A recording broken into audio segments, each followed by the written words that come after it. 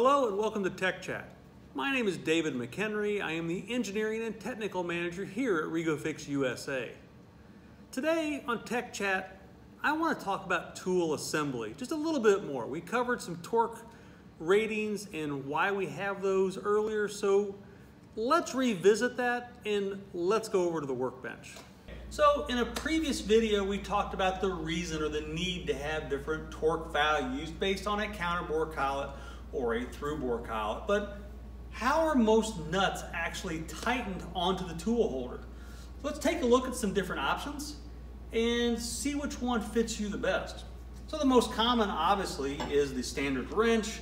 Put this over the top, pull it till you feel it's tight, and away you go. You don't have an exact measure of what it is, but the wrench handle is short enough that you're not going to be over torquing it unless you're really trying to. And some people actually get a very good feel for the proper nut torque when using these. But you are never 100% sure on where you're at. The next method of tightening is obviously the torque wrench.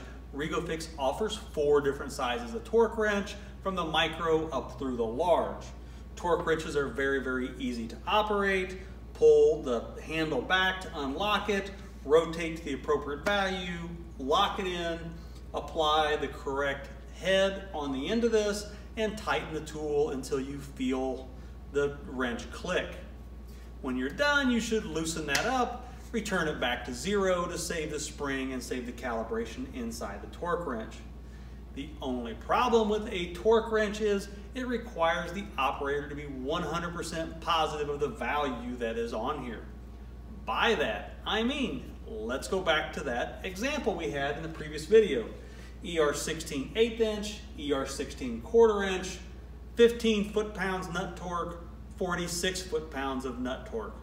In most shops that I have visited, and it's been quite a few, the wrenches are marked based on the ER series, ER16, ER20, ER32, and it's written with a marker on the outside of it.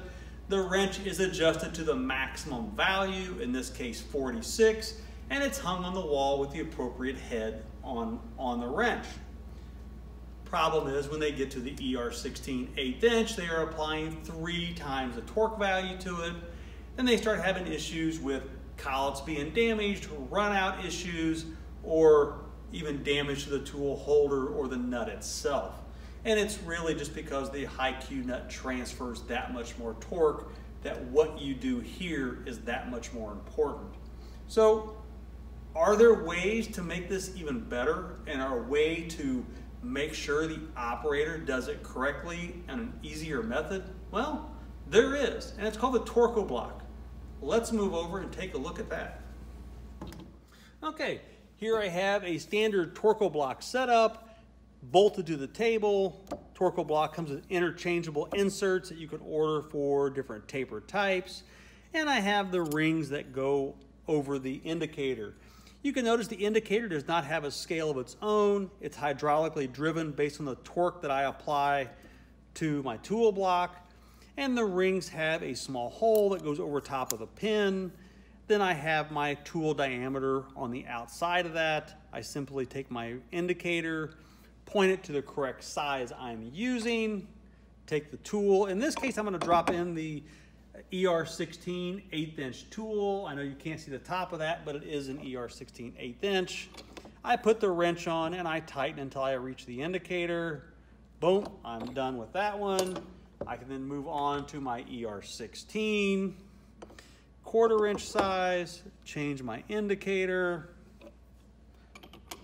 tighten this until I hit the indicator. Boom. And now both of those tools are 100% torqued to the correct value.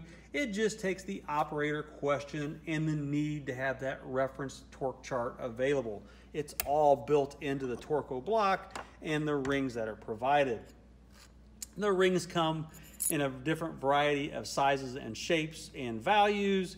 We have torque in foot-pounds, we have torque in Newton meters, we have all the ER series from ER11 up through ER32 as far as in rings, all very easy. And on the back of the ER32, we even have the retention knob torque values Again, making life as simple as possible for the operator.